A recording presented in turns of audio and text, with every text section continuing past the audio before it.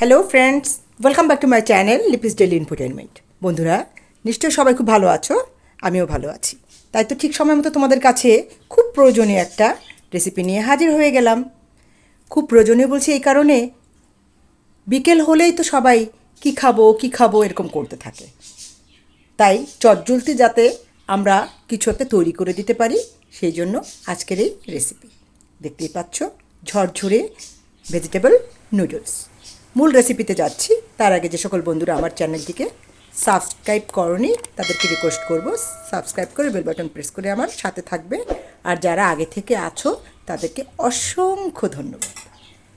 বন্ধুরা, দেখতেই পাচ্ছ কড়াইতে তেল দিয়ে দিয়েছি, আর আমি সবজি নিয়েছি আলু আর গাজর। এভাবে ছোট ছোট টুকরো করে কেটে নিয়েছি। মাত্র 5 মিনিট লাগবে রান্নাটা কমপ্লিট হতে। আর সিদ্ধ করে ফেলে দেওয়ার ঝামেলাও নেই। এত চটজলদি হবে যে তুমি নিজেই ভাবতে পারবে না। অনেকেই আছো যে সিদ্ধ করে ফেলার ঝামেলার জন্য নুডলসের ধারে কাছেও যেতে চাও না। তারা আজকের রেসিপি দেখার পরে অবশ্যই প্রায় দিনই রেসিপিটা ট্রাই করবে। সামান্য একটু জল আর লবণ দিয়ে আমি ঢেকে দিয়েছি 1 মিনিট।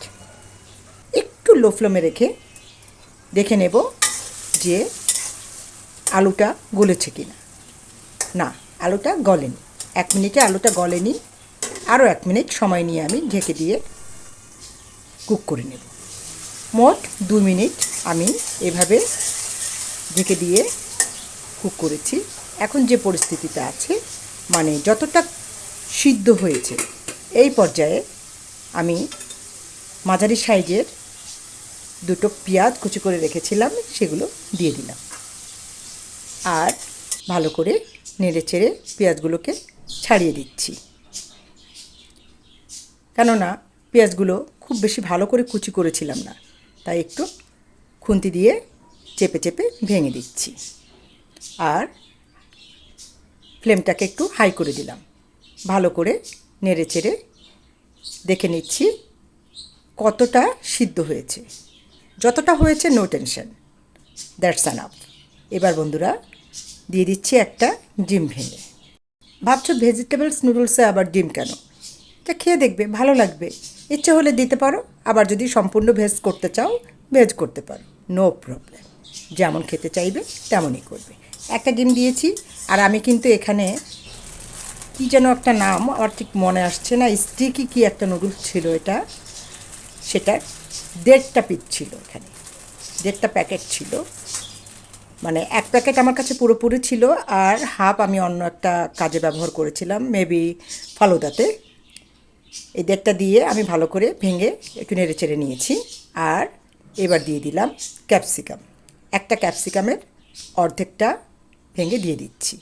আর এই মশলা ছিল নুডলসের ভিতরে, সেই মশলা 1 প্যাকেট ছিল, সেটা আমি অ্যাড করে দিলাম।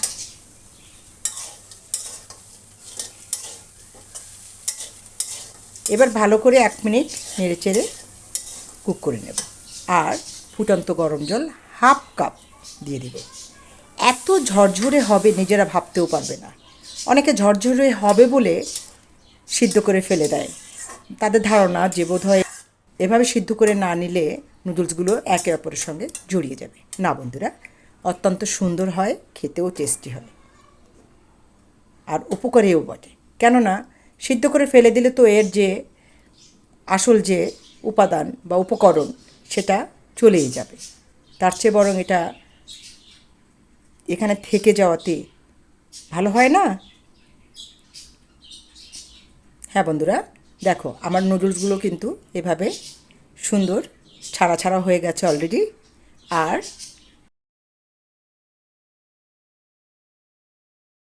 আমি একটু লবণটাও দেখে নিলাম ঠিক আছে কি না, কারণ মশলার ভিতরে লবণ দেওয়া থাকে। আর আমি সবজিতে একটু লবণ দিয়েছিলাম। এবার 2টো কাঁচা লঙ্কা এভাবে কুচি কুচি করে কেটে দিয়ে দিচ্ছি। আজকের ভিডিওটা কেমন লাগছে বন্ধুরা? ভালো লাগলে অবশ্যই কিন্তু লাইক দিও, কমেন্টস করো। যদি এভাবে রান্না করে থাকো সব সময় অবশ্যই জানাবে।